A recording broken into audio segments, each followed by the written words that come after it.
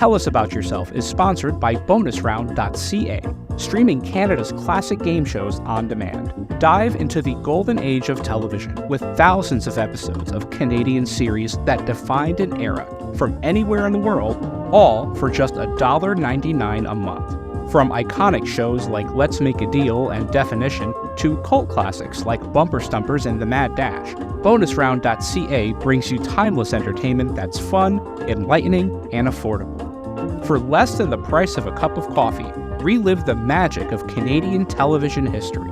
Subscribe now at bonusround.ca for $1.99 and turn every night into game show night. And by The Inn at Leola Village. Nestled in the heart of picturesque Pennsylvania, the Inn at Leola Village is a sanctuary of luxury and relaxation. Indulge in the timeless beauty of their historic suites, each meticulously designed to transport you to a bygone era of elegance and grace. Experience the culinary delights of their award-winning Italian restaurant, where every dish is a masterpiece crafted from the finest local ingredients. From romantic getaways to corporate retreats, the Inn at Leola Village offers a haven for every occasion. Unwind at the spa, stroll through the lush gardens, and let the stress of everyday life melt away. Make your reservation today at theinnatleolavillage.com or call the front desk at area code 717-656-7002. The Inn at Leola Village, an oasis of luxury.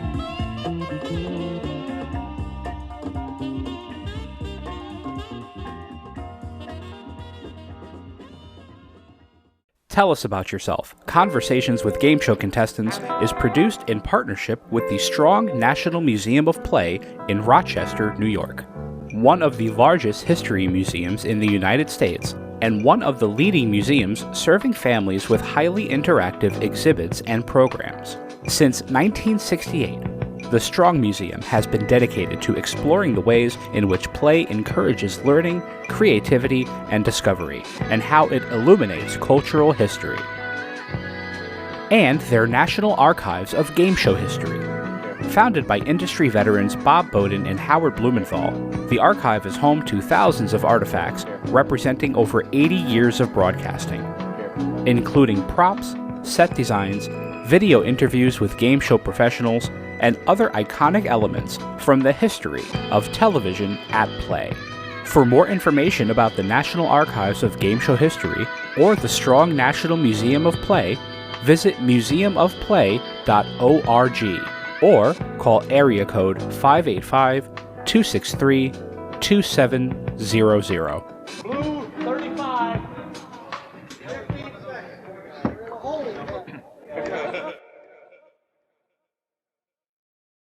Tell us about yourself, would you? Tell us something about you. For any new viewers, won't you tell us again about yourself? We've met before, but let's meet again. Tell us about What yourself. else can you tell us about yourself? Perhaps you'd fill us in again and tell us about yourself.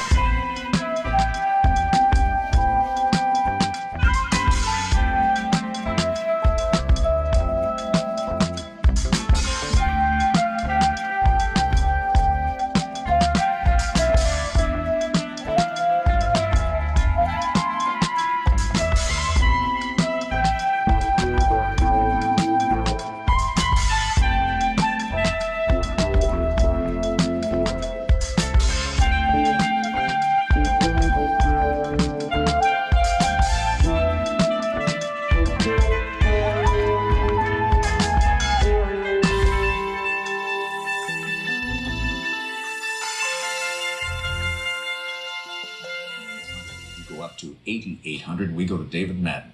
He has earned $250,000 on our program. Will he add to it today? He picked Les Mis, and he risked $1,800. Interesting.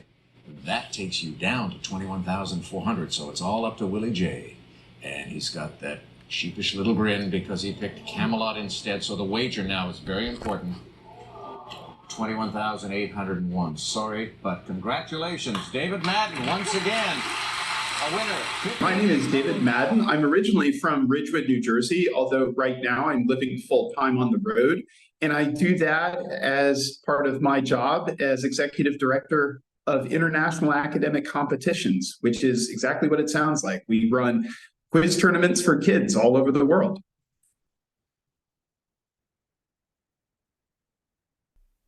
That was something that I wish I had growing up. I've loved trivia my whole life because I'm an absolute game show fanatic, and always have been, always will be.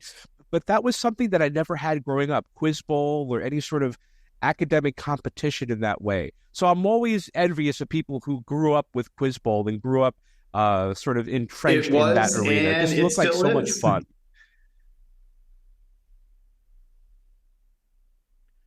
Yeah, it's just one of those things where, as a young person being interested in things like trivia and things like game shows, there aren't so many outlets for that. And I imagine that having an outlet for that type of talent is beneficial for a younger person's self-esteem. I wonder if you could speak to the benefits. And I know you probably have firsthand knowledge of this, but I wonder if you could speak to the benefits of being involved in something like Quiz Bowl. What does that bring to a young person in terms of social ability, self-esteem, any of those things? It's really hard to understate the impact that it had on my life. Obviously, my performance on Jeopardy would never have been possible to any extent like what it's been without my experience at playing Quiz Bowl while in high school. Quiz Bowl now, and this is certainly something that we're very involved with too, is an activity for middle schoolers and even elementary schoolers. But I got into it in ninth grade. I was trying out a bunch of different academic competitions. I did that. I did Model UN. I did debate. But Quiz Bowl was really the one where I realized I had a bit of a knack for it pretty early on and was just so eager to learn as much as I could about all the different topics that were coming up in the tournaments. And that had a tremendous impact, as you allude to, not only on my intellectual development and certainly my trivia skills, but social ability and just making friends and realizing that there are lots and lots of other people who share this interest and zest for learning out there, to the point where the best man at my wedding was, in fact, my high school Quiz Bowl teammate. And when we run competitions all over the world, it's certainly something that we see every single time that we run a tournament, that this gives kids who might not be the king or the queen of the prom, or necessarily the kids who are the most popular in school on a day-to-day basis, but they're the heroes at our tournaments, and it's great to see them bask in the glory and make friends. And it really is great for their self-confidence, for their self-esteem, and I hope that they, like me, make friends for their rest of their lives. As somebody looking in, Quiz Bowl always seemed to me like the antithesis to sports. If you weren't into sports or you didn't have that physical ability, Quiz Bowl was something where you can feel like a real athlete in a way that speaks to what you find important or what you find interesting. It was almost like like mental sports. And, I think Quiz Bowl is a sport to a certain degree, and I think the way people watch and analyze Jeopardy these days speaks to that as well. But that's always what it seemed like to me, because I was never a sports kid, so that was always something that I aspired to. I'd love to do that. Yeah, with something a little more intellectual. Relatively into sports. I played on my high school's tennis team. I've always been an avid skier. I'm typically an avid runner, but unfortunately, I'm going in for knee surgery this coming week in Vienna, Austria, of all places. I've torn my meniscus, being a little too enthusiastic there. So, thank you very much. Speedy recovery to you. I think Quiz Bowl shares a lot of the same sort of mentality and competition vibe that you get if you are a serious athlete. And it's an analogy that I make pretty frequently when people ask me about Jeopardy and how I prepared for that.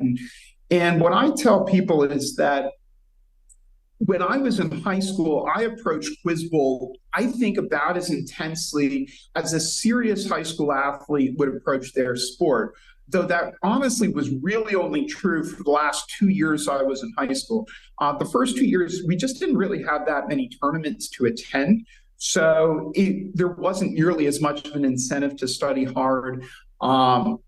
But that changed my junior year when, kind of right around the dawn of the internet age, we were able to find a lot more tournaments to go to, and having more of an incentive to study really helped a lot there. But I would say that my junior and senior year of high school, I was probably practicing for Quiz Bowl, maybe on average about 10 hours a week, which sounds like a lot of time, but certainly, if you're a varsity athlete, that's comparable to, the amount of time and effort that you're putting in for that. So I certainly wasn't training, for Quiz Bowl any near the way that, say an aspiring Olympic athlete would train for their sport or anything remotely like that.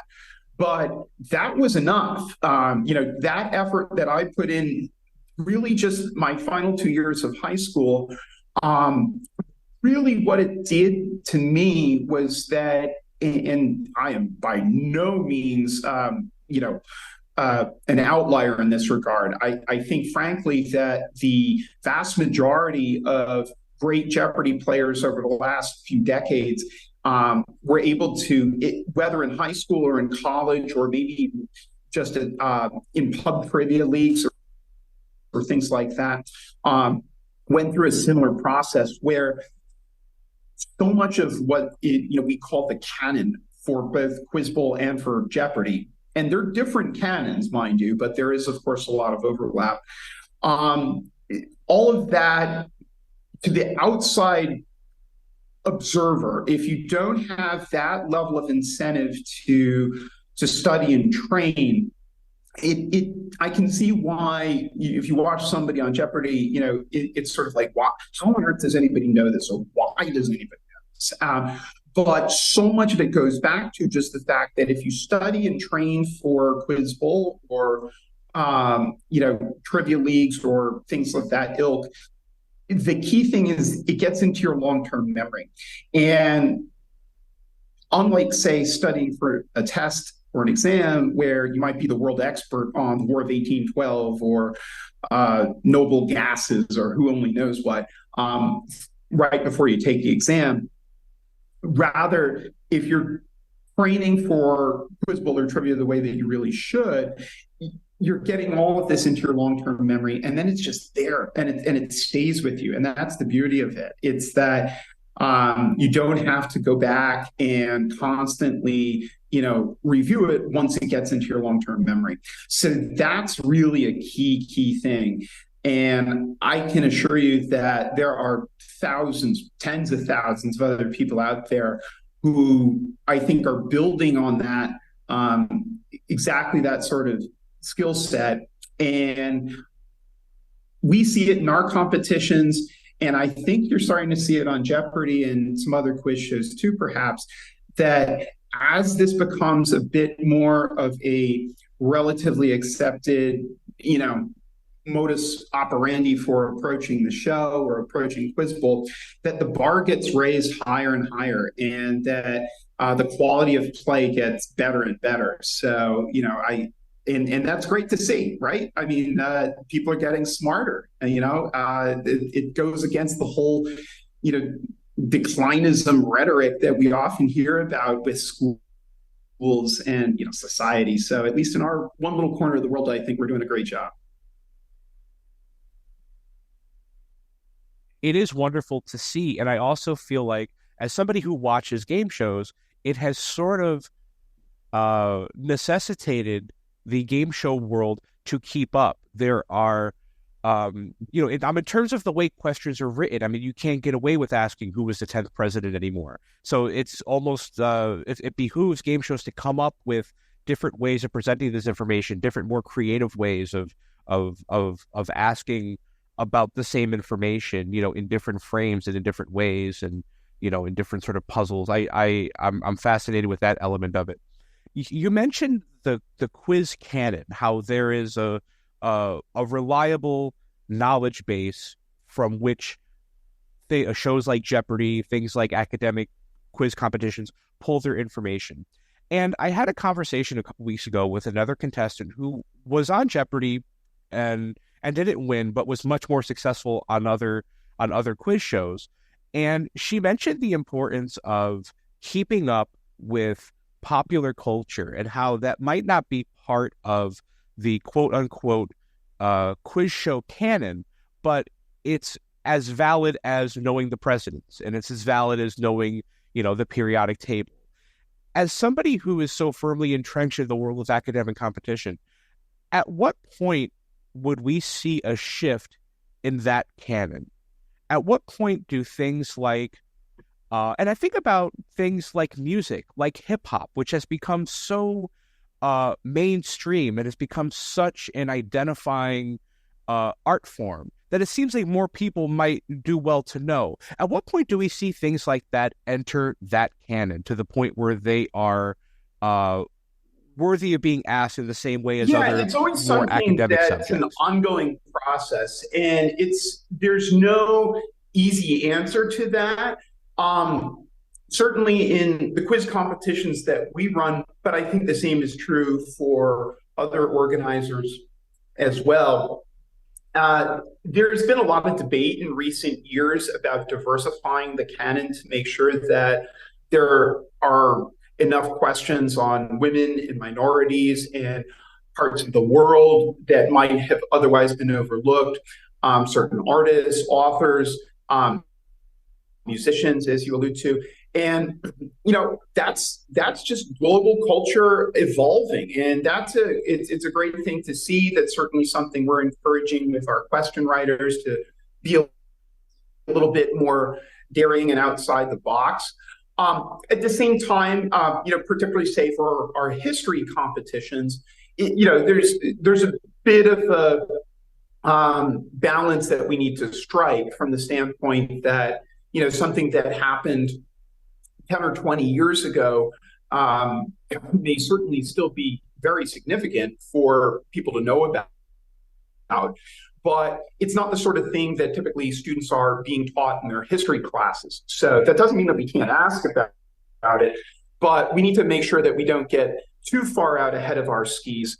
But sure, certainly, the more historically significant somebody has been, even in a relatively new art form like hip hop, certainly, we can be asking questions about them. So it's less about, who's got, the top hits on the charts right at the moment. So somebody like Taylor Swift, say, we're not going to be asking about her latest album in a history competition. But if you go back, 10, 20 years, that's getting back to around the start of her career. So, maybe some of her earlier work, or same can be true for hip hop, rap, really any genre. And, those are questions that students sometimes may struggle with a little bit, because it's obviously not the typical sorts of questions, but we want students to know that, for our history competitions, every subject has its history. And if it's culturally significant, then absolutely it's fair game to ask about. So it's a fun process. It's one of the things I enjoy. And, we don't have any sort of ideological bent or whatever. And, we're just looking to be accessible and ask about significant topics. And just to, see how that process evolves is always very interesting.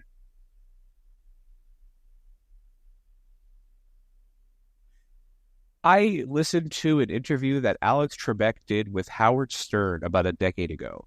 And in that interview, Alex mentioned that he was having trouble getting people of color to audition for Jeopardy, and that he didn't know why. And that he had some conjecture as to why, but he had no concrete reason why that was such a pain point in terms of the audition process. What's the breakdown these days in terms of people of color getting involved in things like academic competition? It's an interesting question, and I think at some level it goes back to perhaps how you define that term, or for that matter, necessarily any demographics. So one thing that we see a tremendous amount of in the world of academic quiz competitions is it's very, very popular among Asian American students, and especially South Asian American students. In fact, my best man at my wedding, who I mentioned earlier, he's a South Asian American. His parents were from India, although he was born in the States.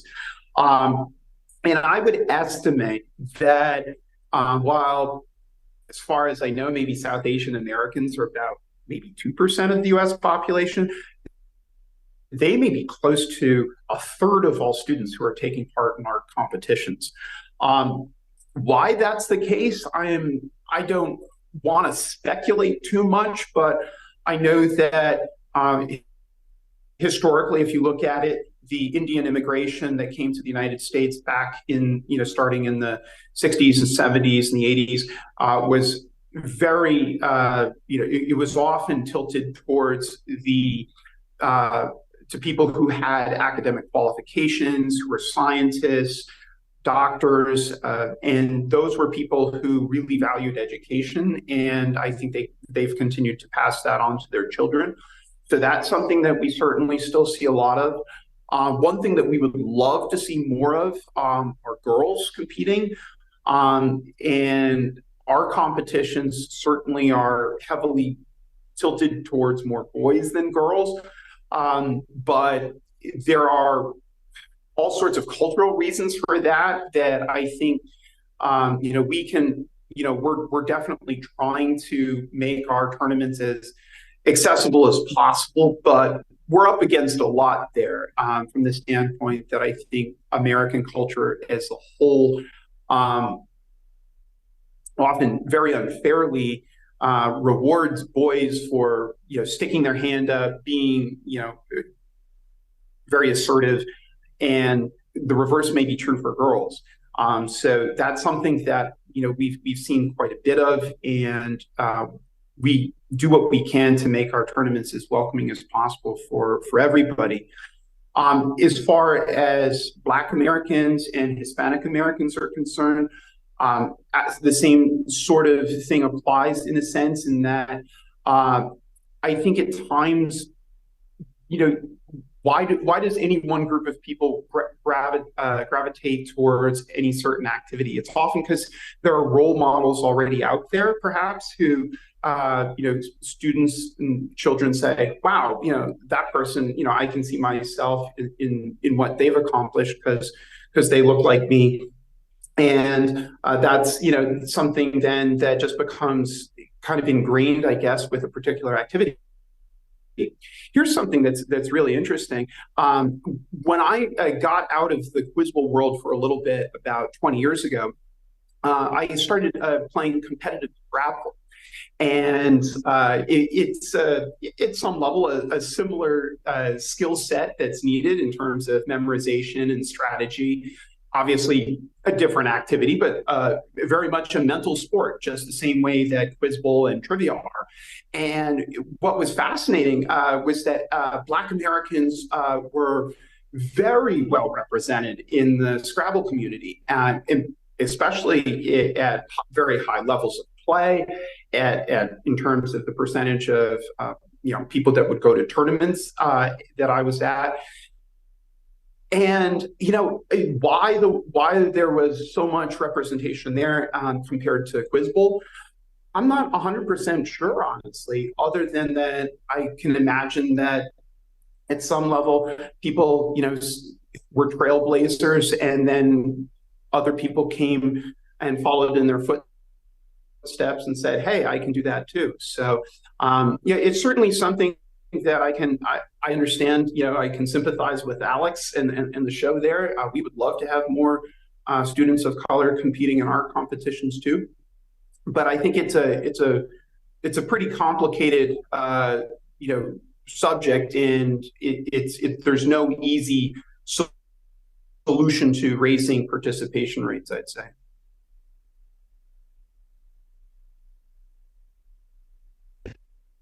let's talk about your relationship with game shows before you became a contestant. How much of a game show fan were you growing up, and did that inform your interest in Sure. academic quizzing I later remember on? watching Jeopardy from about the time I was maybe around 10 or so. And I think by the time I was, 13 or 14, starting to, um, become a little bit more familiar with some of the topics that were coming up in the questions just from things that I was learning in school, I got more into it at that point. And then when I realized that, even in some of the categories that I wasn't necessarily as immediately drawn to as my first loves, which were geography and history, um, that I could pick up quite a few of those clues because a lot of the same materials seem to come up again and again, particularly say fine arts, literature, some of the sciences, things like that. I think I got more and more into it at that point. When I was in high school, it was the 1990s, so we had not just Jeopardy, but Win Ben Stein's Money was another favorite show of mine back then. And one thing that I very specifically remember is being in high school and not wanting to go on Jeopardy because I knew that if I went on in the team tournament, first off, I would probably be up against a disproportionate population of players who had some experience with Quiz Bowl, which was a warning sign for me because I knew that that would mitigate some of the advantages that I may otherwise have, and just the competition would be that much stiffer. I realized that the team tournament questions were a little bit easier, and I knew I had a bit of a comparative advantage if the material was a little bit more challenging because I had built up quite a bit of a good knowledge base even by then. But the big reason was that you could only go on Jeopardy once, right? And that's once in your life, and that includes the team tournament. And I didn't want to give away the possibility of having a better shot at doing well and potentially winning more money until I was confident that I had the knowledge base and, maybe was in a better position to go on the regular show. So when I was 16, I specifically remember thinking that the perfect age to go on Jeopardy would be when I was 23, because I'd be fresh out of college. I would need the cash. And lo and behold, 7 years later, that's the age that I was when I went on my original runs. So yeah, if only everything in life worked out that well. Incredible. And you were on the show at a time when the 5-game winning streak rule got rescinded in 2003, and there was Tom Walsh who won 8 games, I think, before Ken Jennings came and blew everybody out of the water. And your run came a couple years after his. And I'll talk a little bit later, or I would like to talk a little bit later about the attention that your run received, especially within the context of somebody like Ken, who had just, in the past year or so won, 74 games in a row. I want to talk for a minute about your study regimen. How do you prepare from a trivia standpoint for an experience like being on Jeopardy? And how did that compare to your regimen as it related to Quiz Bowl and academic question competition? In doing anything like that is, how well do you know what you don't know? And when I was preparing for my original run on Jeopardy, I was not aware of the Jeopardy archive of clues. And I think it was right around when the archive either went online or was starting to become more popular. So I just studied off of Wikipedia, off of almanacs, off of trivia books. But I specifically really focused on both pop culture, but also what I call general knowledge, which is to say things like fruits and vegetables, birthstones, car parts, all these, random, things that Jeopardy routinely asks about, but which tend not to really come up in academic competition. It's not very frequent that we're asking, kids to identify, a carburetor from a spark plug. So that's the sort of thing that I had to really focus a lot more on. And as far as pop culture goes, I have my strengths. There are certainly elements of pop culture that I love. But, that was really more where I realized, wow, there's just so much more out there than I've had, reason to ever really study before.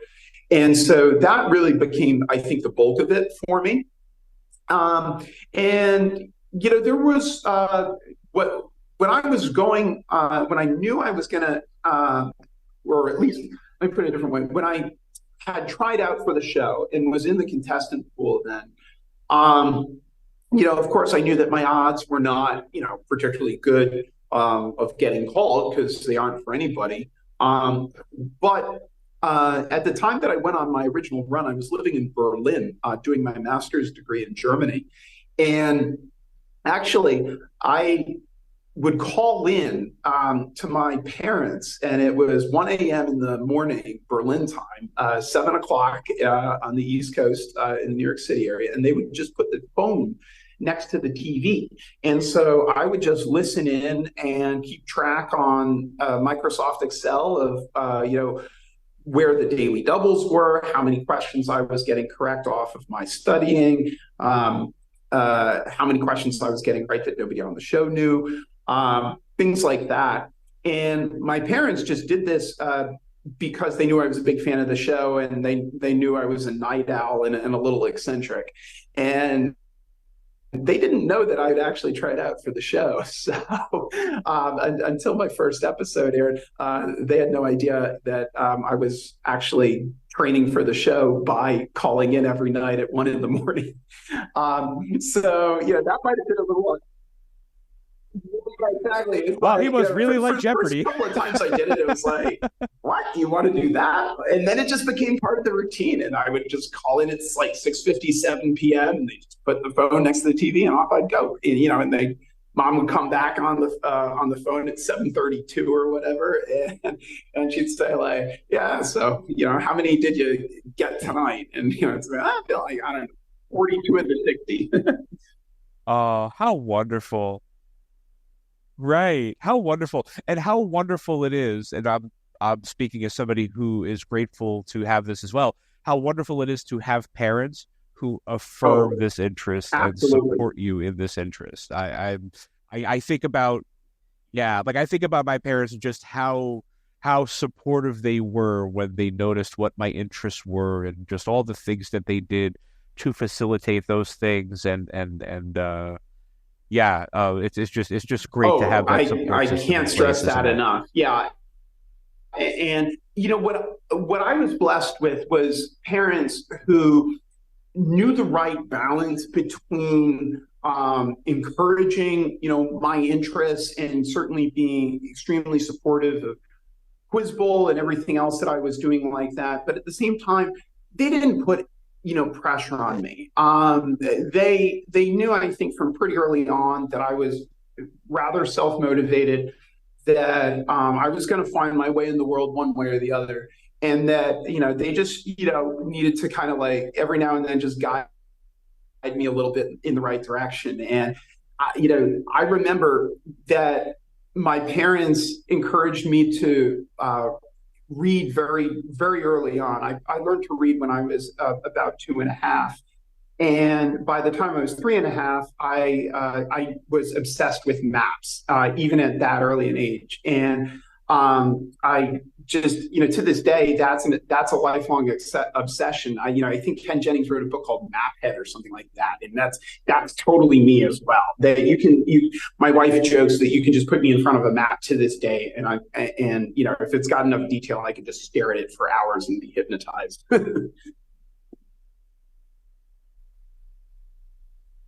Wonderful. I wonder if you could briefly describe to me the beauty that you find in a well-crafted map.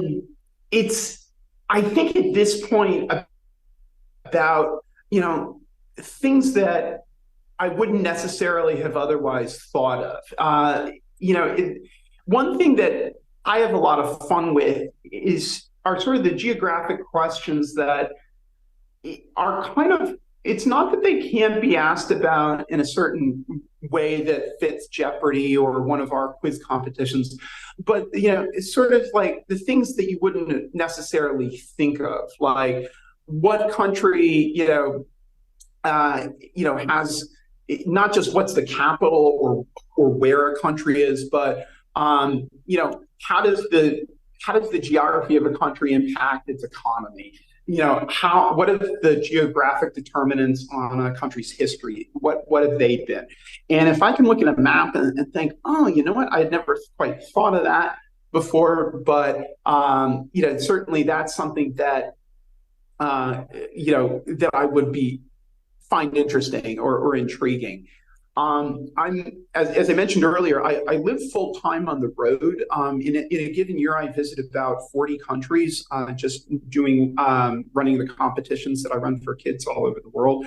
And so, right now, I'm on a layover in Istanbul. I'm about to fly to Berlin, and I'm going to be looking at my map, in the plane in the back of the Turkish Airlines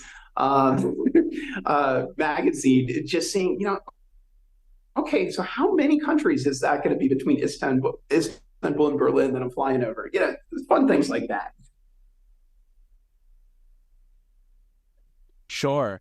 Well, I remember flying to Los Angeles for a commercial shoot I was doing a few months ago, and there are the screens on the back of the seats on the airplane, and one of the channels that you can switch to is just a map of the country and where the airplane is, what the flight path is, and what time you'll be there. And there was something so, I would almost call it meditative, about being able to see the entire country in that one frame of reference and see where you are, and the sound of the engine, just that constant hum. There was something really beautiful about that, and it was almost felt like I don't know how to describe it. Meditative, I guess, would be the best word for that. Yeah, I think there's so calming. There's about something that. very psychologically grounding about knowing where you are and where you're going. And I haven't. I don't know if there's some sort of like cartographic therapy or that might be useful for therapists out there or people in therapy, but I could see how maps can be a very calming sort of thing to look at. Sure, just puts it all into focus. And I wasn't planning on talking about maps for this long, but I'm fascinated by now that you talk about it. I remember when the iPhone was first released. This was in 2007. I had the first iPhone back, years ago. And I remember the breakthrough that the Maps app was, that Apple had worked with Google to create this Maps app that included satellite imagery. And I remember in the first iPhone demonstration, Steve Jobs is on stage and searches for the Eiffel Tower. And there's the Eiffel Tower, and it's a satellite view, and it almost pops off the screen. It's three-dimensional. As somebody who loves maps, things like that must have been incredible for you to witness. It must have been just like this incredible leap forward. Absolutely. And at the same time, though, I kind of worry a little bit that if we come to rely so heavily on things like Google Maps and things like that, I think there's something to be said, not just for, knowing where you are on the map, but, being able to know your surroundings and sort of navigate and have a good sense of direction. That sort of level of spatial awareness is something that, a map should be able to supplement, but I think it's important to, know your way around. And whenever I'm in a new city, for my job, which is usually about every 3 or 4 days or so, what I like to do, because I honestly don't have much time for standard playing tourist or sightseeing in the normal sense, but at least when my meniscus isn't torn, I love going out for a run as soon as I get, checked into my hotel. And I just sort of, it helps me orientate and know where I am and what's around me and what's, interesting here. And particularly if I'm in a big city like London or Rome or Paris or Berlin, I just love nothing more than going out for an hour to an hour and a half and just running all through the city. And, just be like, if I'm in Paris, there's the Louvre, there's the Eiffel Tower, there's the Pantheon, and you can just, see all the sights in the course of, 60 to 90 minutes, or at least a good amount of them. And, being able to orient yourself in a foreign city like that is something I really enjoy.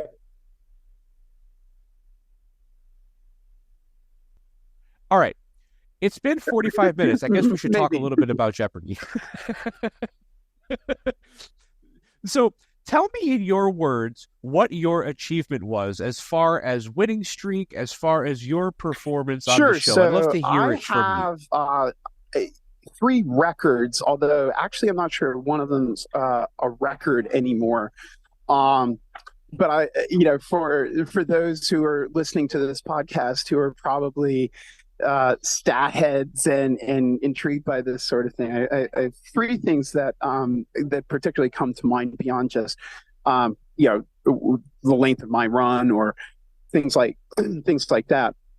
So the first thing to mention is that my daily double conversion was something crazy. I only ever missed 2 daily doubles on the show, and I think I got about 45 of them right.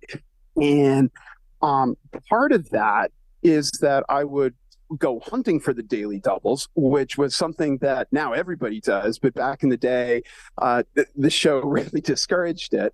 But that was fine because it meant that if other people were going to follow that advice and have go back to the start of the category and work their way down, it made it easier for me when I got a clue to then go for where I knew the daily doubles were more likely to be located. I had mentioned earlier that I was keeping track of that stuff when I called into my parents, and so I had a pretty good sense of, wanting to find them as much as I could, and not necessarily bet a ton of money, but certainly keep them away from the other contestants because I knew that was probably how I was going to be defeated. And when I lost to all-time trivia great Victoria Gross, that's of course what she did. She found the daily double. She bet big. She got them right, and more power to her. But I'm very proud of the fact that my daily double conversion was over, it was close to 95%, I think. So that was one thing. Another thing that was just sort of a fluke was that when I was taping my run was right in the middle of when Jeopardy was doing the Ultimate Tournament of Champions, which went on for months and months. So I taped my first shows on December 14th of 2004, and I lost. Funny, I don't know the exact date that I lost. Funny how selective memory works, but I know it was in the latter part of July of 2005. So I was, and from while the Ultimate Tournament of Champions was going on, I was not part of that, of course, because my shows hadn't aired. So I was not going to be in that. But I taped my first shows in December, and then they didn't call me back again until March. And then after I went and won 5 shows in March, they didn't bring me back again until July. So I had something crazy like 7 months where I could sort of walk up to somebody on the street, and not that I did, because or at least not until my first show started airing, and say, hey, I'm the current real life champ on the show. So that certainly gave me a ton of time to study, and I think I definitely benefited from that. So that was the second thing. And I think because I talked with Ken Jennings once about, the amount of time between his first show and his 75th show when he lost. And it was not that long. So I figured, okay, I guess I had a record for being the real-time champ for the longest.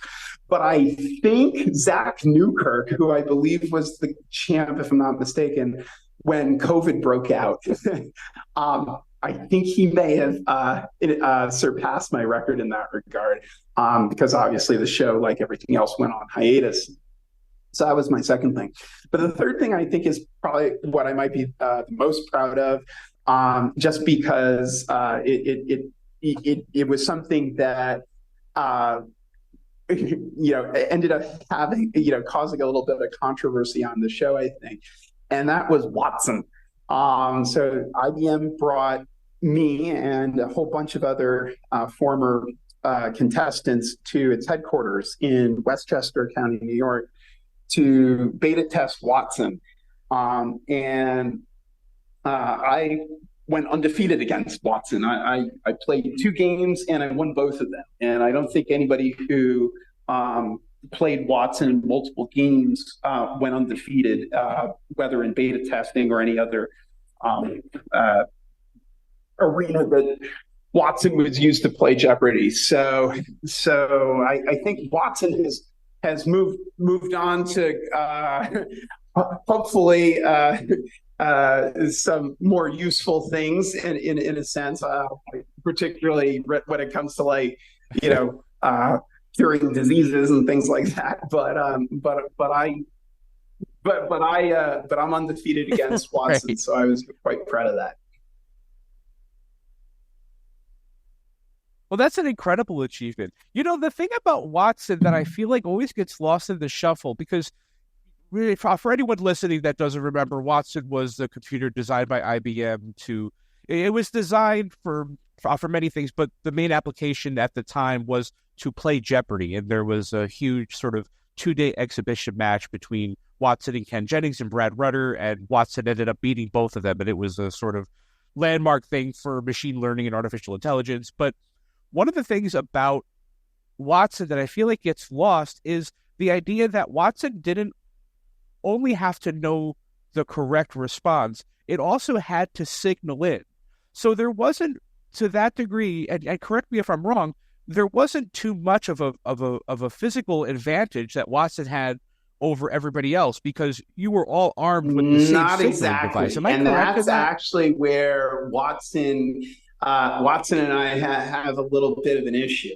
So what happened was that when IBM contacted Jeopardy, they first off, I think the Watson premise was brilliant.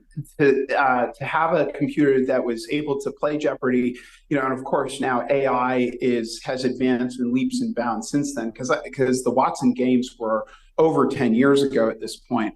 But it was such a cool idea, because IBM had a chess playing computer, and now they were going to take things to the next level, all about natural language processing, which is a really important, topic in computer science and artificial intelligence. And I think that the premise was great there. There was one catch, and the catch was that IBM gave Watson superhuman buzzer timing. And note that I don't say necessarily even speed, because as your listeners may know, on Jeopardy, you can't ring in until the host has finished reading the question, or should I say the answer. And then once they're done with that, then there's somebody basically off camera who triggers a switch, and then and only then can you ring in. And if you ring in before then, it gives you a quarter-second delay or something, so that you're at a distinct disadvantage. So you don't want to really be ringing in too soon, but you don't want to obviously ring in too late once the switch has been flipped. And knowing exactly when that is, I mean, that's part of the at times infuriating, at times sublime feeling of being on the show and either getting called on or not called on. But as far as Watson goes, when Watson was playing Ken and Brad, who I will be very quick to say were, not only much better Jeopardy players than I ever was, but had amazing buzzer timing too. Just they could be locked in, I think, in a way that I don't think I ever really was on my run. And what happened was that IBM was able to somehow get in the sort of under the skin of the system, whereby it was timed, if I remember correctly, at a certain amount after every question.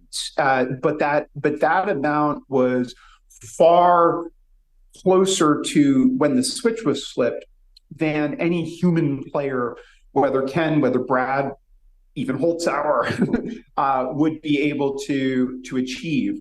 And so when IBM then brought Watson onto the actual Jeopardy games that were aired with Ken and Brad, the same thing happened. And on any given clue where everyone knows Ken and everyone knows Brad knew the answers or the questions, shall I say, Watson was still getting recognized at a much, much, much greater rate. And that was true that was very apparent to me in the beta testing as well. And I got very upset with IBM's computer scientists. And after the briefing, after I had played it and won, though I will say that I won because I got lucky. I found the daily doubles. I bet it all. I knew I'd have to. And then Watson struggled with Final Jeopardies, which was always its relative shortcoming because it involved more lateral thinking.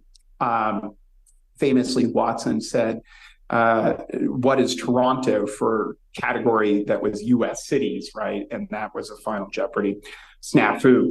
But anyway, Right. I said, look, you've put together an amazing, machine here that can do incredible things. The natural language processing is fascinating. Nobody's contesting, the strength of, what you've put together here from a computer science standpoint. But from playing a game standpoint, you've given this machine superhuman buzzer timing, and that's not what this whole exercise was about. And so, they countered by saying, well, yeah, but you humans, was actually the phrase they used, you humans can sometimes get in, a millisecond after the switch is tripped, and Watson is set to, consistently be, I don't know, something like 8 milliseconds or whatever. Yeah, but come on, there's this little thing called the law of averages. And if you've given the machine, such an advantage on being recognized on the buzzer that it's going to get called on far more than any human ever could. Now you've made it an unfair fight. And by the way, giving it that sort of superhuman buzzer timing has nothing to do with why you've created this machine in the first place, other than, it's just going to be a bit of a sleight of hand to, improve the machine on, when it goes on the show. And when, Ken and Brad played Watson, they didn't allude to this because I think it would have been a little gauche maybe for them to say that. But when I went back on the show for the All-Star Games tournament a few years ago, I just in passing had a chance to ask one of the producers about it. And they said that they were really unhappy with the fact that IBM basically was going to walk away from this whole exercise unless they, were able to have Watson have the timing it did. And so ultimately the show consented to it. But it wasn't a fair fight. It was not a fair fight between Ken and Brad and Watson. And if they had just, given Watson the sort of buzzer timing that Ken and Brad had on average, then it would have been fascinating to watch, and then it would have been a fair fight. But as it was, so much of what it came down to By the time that the machine had, advanced far enough in its AI capabilities, what it came down to on the show was, the buzzer skills totally blew Ken and Brad out of the water. But again, yeah, I mean, it was sort of rigged from the start. Right. Well, thank you for clearing that up, because and it must have been my error, because somehow in thinking about Watson and remembering that that series of shows, I thought that was the equalizer, that no matter how quickly Watson could think, it had the same timing as somebody who was physically holding, a human that was physically holding the signaling device. So I appreciate knowing that now. And I agree with you. That doesn't seem very fair. Honestly, I still watch the games, of course, and found it, interesting to watch. But, one thing that I think, sure, certainly on the majority of clues that I think I or any, probably any contestant really on the show, when you're confronted with the clue, there are times when it certainly takes you a little while longer to, process it, especially if it's one of those wordplay categories or something like that. But on the average clue, I think most players are sitting on the answer for at least several seconds while Ken or whoever's hosting, finishes reading, and then then and only then can you start buzzing. So there's certainly times when the answer, keep saying answer, the correct response will only. Okay. You are forgiven here, I promise. They're interchangeable on this show. Only come to you, like a second or two after they flip the switch, right? Or even sometimes after I've rung in, and then I'm like, oh, wait a minute, maybe I want to change my answer. I'm going to say answer anyway here. My answer, but generally speaking, in most cases, the way that a good player plays the game is they'll know the category, they'll know the approximate difficulty level, and then the clue will come up, and players are very much able to read them. So you read the clue more so than have it read to you.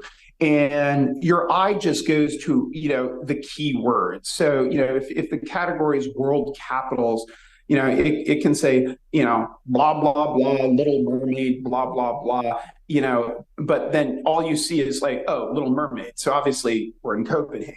And, all the rest of it is just sort of filler around that, and I don't know what it is, 17 million tourists, take their photo with the Little Mermaid in, this Scandinavian capital. But, all that your mind goes to is Little Mermaid, right? And that's how you really need to play the game. So you're, sure. and certainly Ken and Brad and any top player are doing exactly the same thing. So, you're instinctively primed to look for that.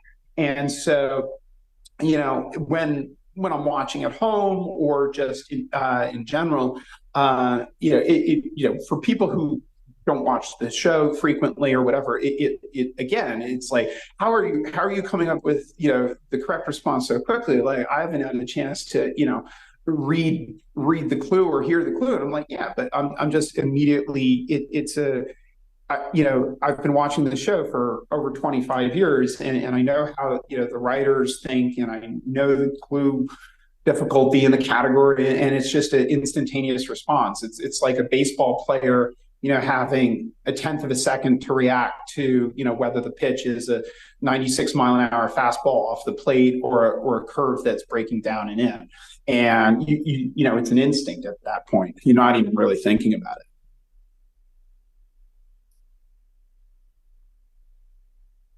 it.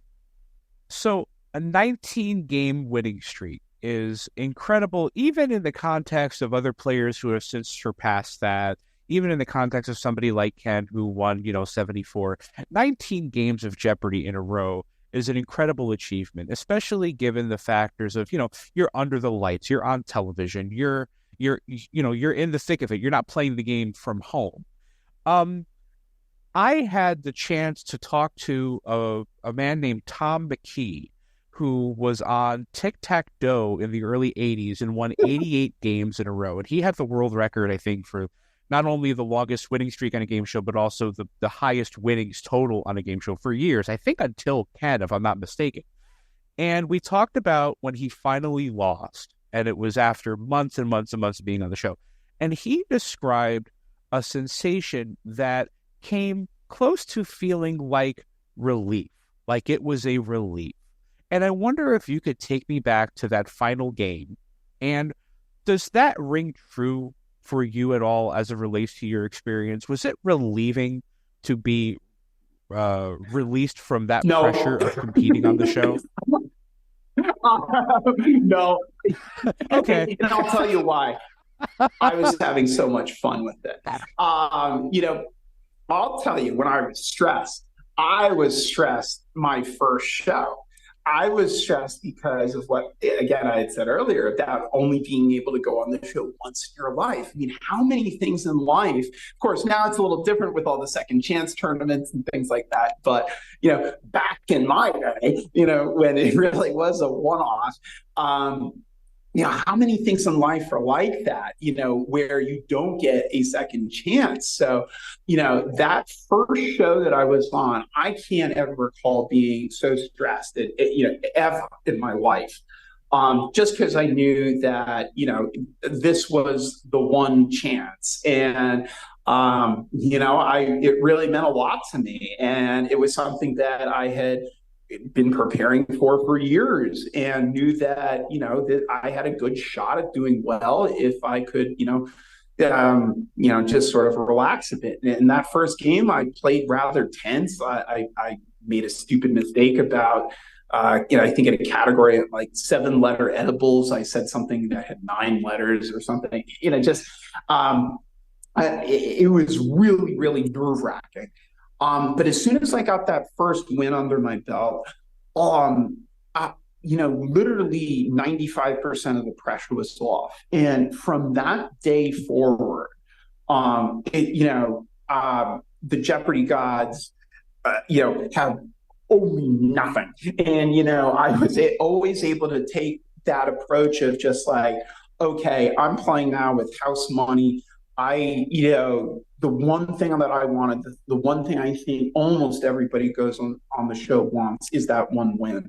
And you get that win under belt, you can say that you're a Jeopardy champion, like for the rest of your life.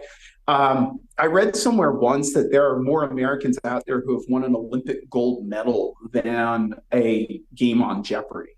I'm not 100% sure that's true, but if it is, or even if it's just, there are more Americans who, been in the Olympics than on the show, or I don't know. I mean, that's kind of, something that, Yeah, that's a fascinating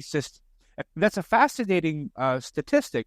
And I imagine that, and I don't know if I have any way of proving this, but the goal of becoming a Jeopardy champion is so much more relatable and seemingly reachable than being an Olympic gold medalist.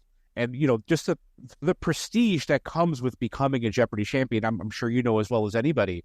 Like you said, right. that will never leave. You'll always have that. The one thing then that really I think I was able to, in particular, do very well is that while I was on the show, and this was true, for the tournaments I've been back for, and I hope it's true if they ever called me back again, is that the fact that it was being televised and that there were cameras there, that was about the farthest thing possible from my mind. I was able to completely tune out all of that.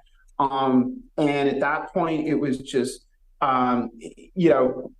me and the questions and Trebek, and even the fact that there were other players there, it only really entered into my thinking in terms of, when I was making wagers on Daily Doubles or Final Jeopardies or things like that.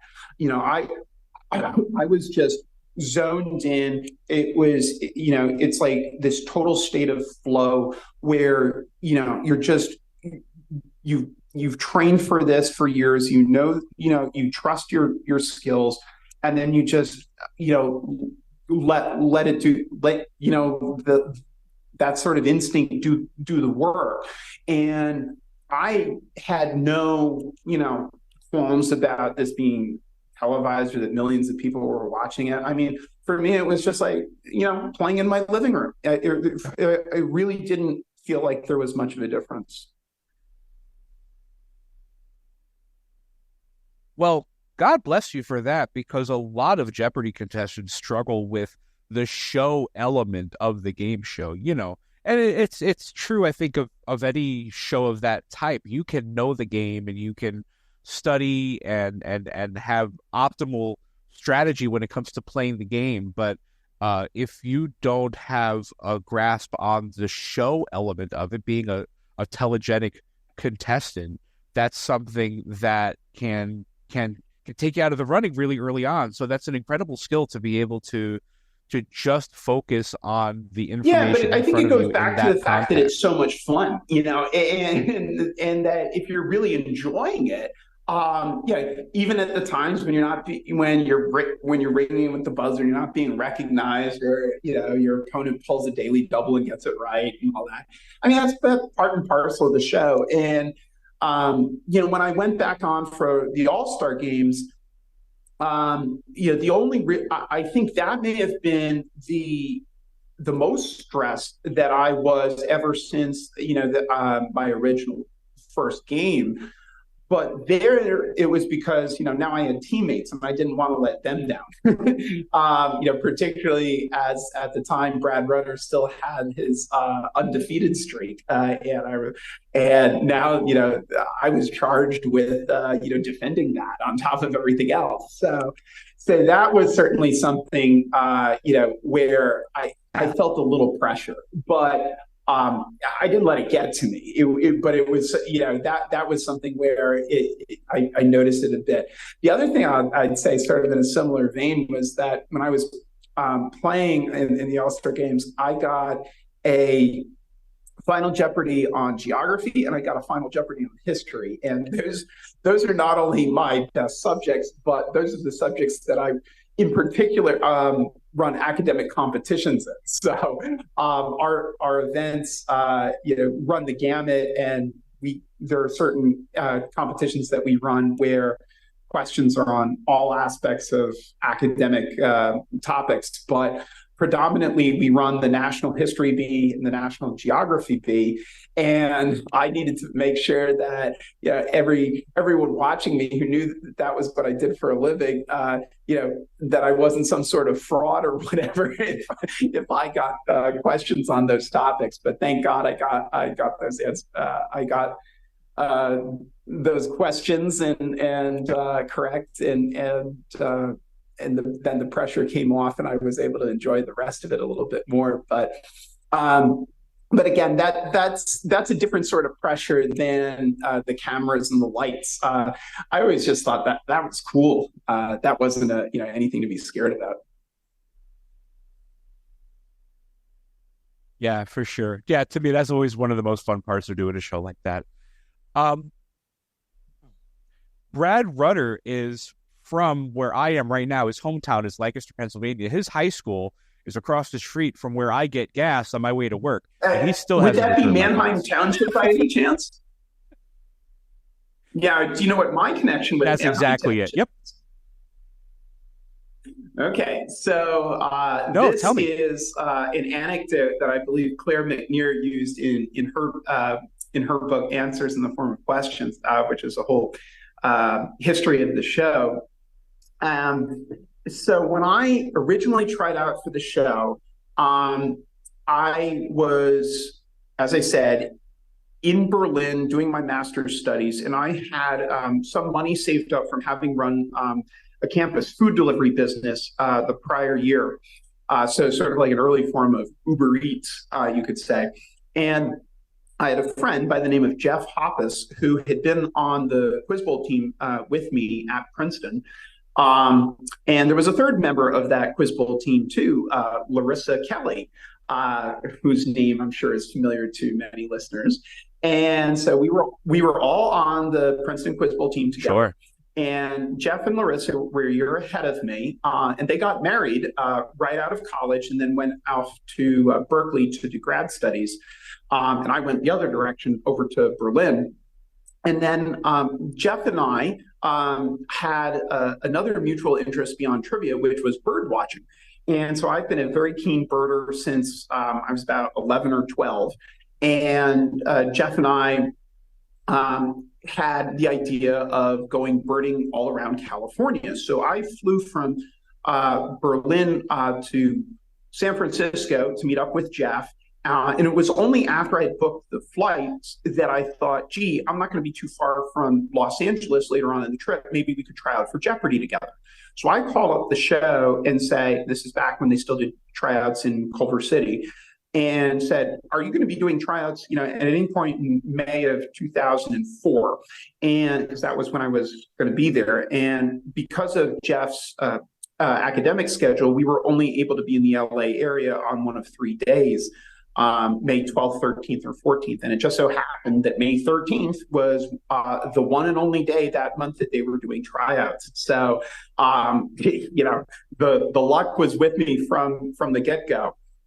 Jeff and I then went birding all over California. We bought trivia books off Amazon and just quizzed each other. Both passed the test, and then unfortunately he had the bad luck to go up against Ken Jennings during Ken's original run, and Jeff did amazingly well. Put up, I think, over $20,000 against Ken Jennings, but Ken rolled off a couple daily doubles, and that was pretty much that. Jeff, by the way, is pretty well universally recognized as the best geography player in American Quiz Bowl history. And he's in the conversation for best history player. Much, much better at geography and history than I am. But anyway, when we tried out for the show, they asked, so what would you do if you won big bucks on Jeopardy? And I said, well, I'm here on a bird watching trip. So yeah, I'd love to go bird watching all over the world. And Jeff said, I think my wife would kill me if I said anything other than the down payment on a house. So anyway, Jeff goes on and loses to Ken. But a few months later, after I've been on the show, I call up Jeff and say, hey, Jeff, where do you want to go birding? And so Jeff and I have now been birding on 3 continents together off our little Jeopardy birding fund. But as I mentioned, Jeff and Larissa, my future All-Star Games teammate, were both on the quiz team at Princeton. But Jeff went to Manheim Township High School. And when Jeff was a ninth grader, Brad Rutter was a 12th grader there. So if you're keeping score at home now, our team then 15 years later in the Jeopardy All-Star Games tournament was Jeff Hoppus's former high school Quiz Bowl teammate, that's Brad Rutter, his wife, that's Larissa, and his birding buddy, that's me. I mean, somewhere Kevin Bacon is really jealous. That's right. That's incredible. So, what a connection. Yeah, I mean, that is the fantastic. Sheer coincidence of that is just unfathomable. But anyway, Jeff was originally from Manheim Township, and I went to a public high school in New Jersey, and our paths only crossed once, I think, at a Quiz Bowl tournament in high school. And Jeff's team won that one, and we didn't even make the playoffs. So he deserves a second shot at the show. If the show's now all about second chances, I hope that Jeff gets a chance to be on the show, because he put up over 20 grand against Ken Jennings. And, in Quiz Bowl circles, at least, he's much more of a legend than Brad, Larissa, or myself by a lot. Sure, and 20,000 in Ken's prime playing against him is no small feat whatsoever. Let's briefly talk about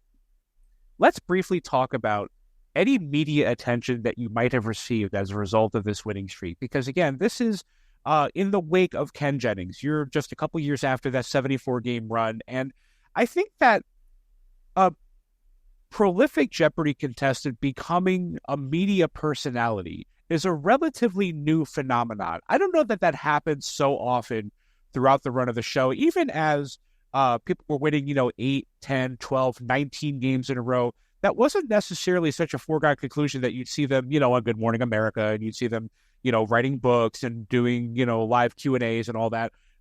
What kind of attention did you Honestly, get as not a a result whole lot. of your time on Jeopardy? What I did get was maybe like just the perfect amount. I know the New York Times ran a small piece in their New Jersey section. The New York Post called me up at one point, about, maybe 15 or so games into my run. But my shows initially aired in 2005, which is just a couple years before social media really took off. So perhaps that explains why, I might not have gotten quite the attention that the show's more recent champions have. But I don't know. I think it may have also been that my streak came pretty hot on the heels of Ken's, and I maybe at that point, America was a little Jeopardy streaked out. In any case, I was sort of tickled by, whatever attention I got, but it really wasn't all that much. I got recognized in public only a handful of times. But one time when I did get recognized was a lot of fun. I'd said originally on the show that I was interested in hiking the Appalachian Trail, and I did end up not doing the whole trail in its entirety, but I did about 250 miles on the trail back when I actually spent 7 months hiking the length of the USA for a veterans charity. But the bulk of that I did just sort of on the side of the road on various country roads all on the East Coast.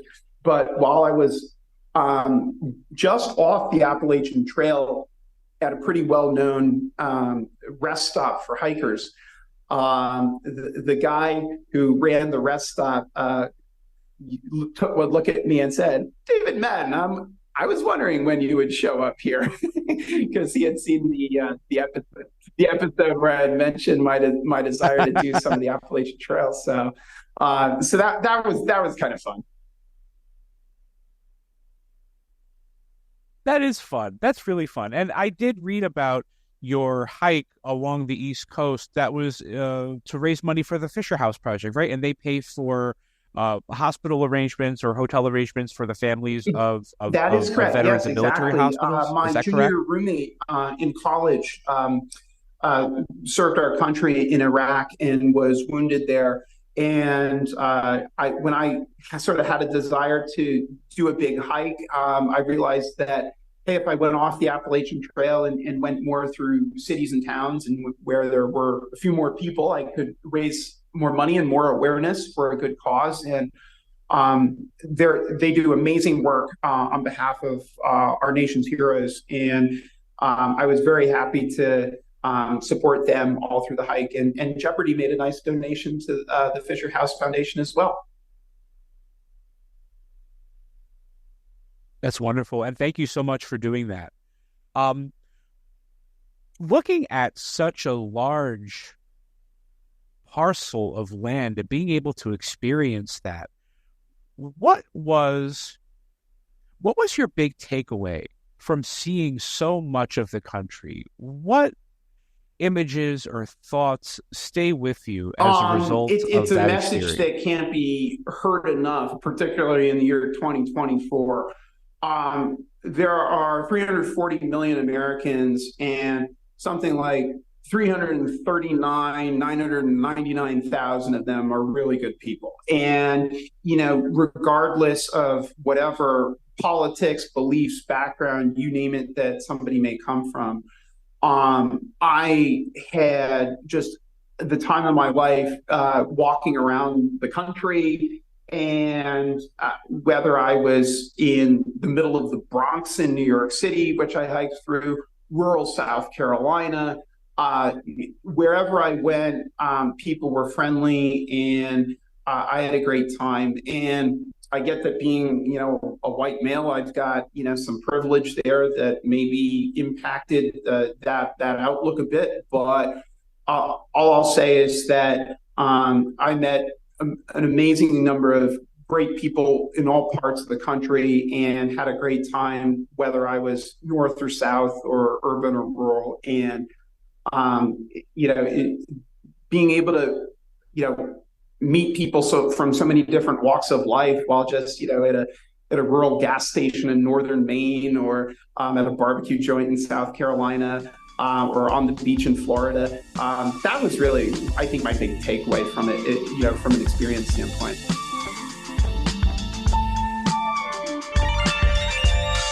Tell Us About Yourself. Conversations with Game Show Contestants is hosted, produced, and edited by me, Christian Carrion, from my studio in beautiful downtown Lancaster City, Pennsylvania. Co-executive producer Cory Anotado. Researcher Chuck Donegan. This has been a production of BuzzerBlog, the most popular game show website in the world, in partnership with the National Archives of Game Show History at the Strong National Museum of Play in Rochester, New York. For more information, visit museumofplay.org. Thank you so much for listening. I'm Christian Carrion. Good night.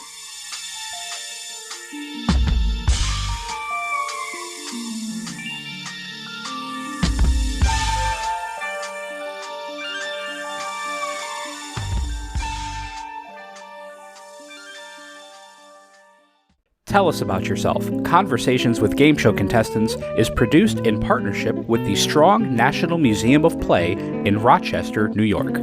One of the largest history museums in the United States, and one of the leading museums serving families with highly interactive exhibits and programs. Since 1968, the Strong Museum has been dedicated to exploring the ways in which play encourages learning, creativity, and discovery, and how it illuminates cultural history. And their National Archives of Game Show History. Founded by industry veterans Bob Bowden and Howard Blumenthal, the archive is home to thousands of artifacts representing over 80 years of broadcasting, including props, set designs, video interviews with game show professionals, and other iconic elements from the history of television at play. For more information about the National Archives of Game Show History or the Strong National Museum of Play, visit museumofplay.org or call area code 585-263-2700. Tell Us About Yourself is sponsored by bonusround.ca, streaming Canada's classic game shows on demand. Dive into the golden age of television with thousands of episodes of Canadian series that defined an era from anywhere in the world, all for just $1.99 a month. From iconic shows like Let's Make a Deal and Definition to cult classics like Bumper Stumpers and The Mad Dash, bonusround.ca brings you timeless entertainment that's fun, enlightening, and affordable. For less than the price of a cup of coffee, relive the magic of Canadian television history. Subscribe now at bonusround.ca for $1.99 and turn every night into game show night. And by The Inn at Leola Village. Nestled in the heart of picturesque Pennsylvania, the Inn at Leola Village is a sanctuary of luxury and relaxation. Indulge in the timeless beauty of their historic suites, each meticulously designed to transport you to a bygone era of elegance and grace. Experience the culinary delights of their award-winning Italian restaurant, where every dish is a masterpiece crafted from the finest local ingredients. From romantic getaways to corporate retreats, the Inn at Leola Village offers a haven for every occasion. Unwind at the spa, stroll through the lush gardens, and let the stress of everyday life melt away. Make your reservation today at theinnatleolavillage.com or call the front desk at area code 717-656-7002. The Inn at Leola Village, an oasis of luxury.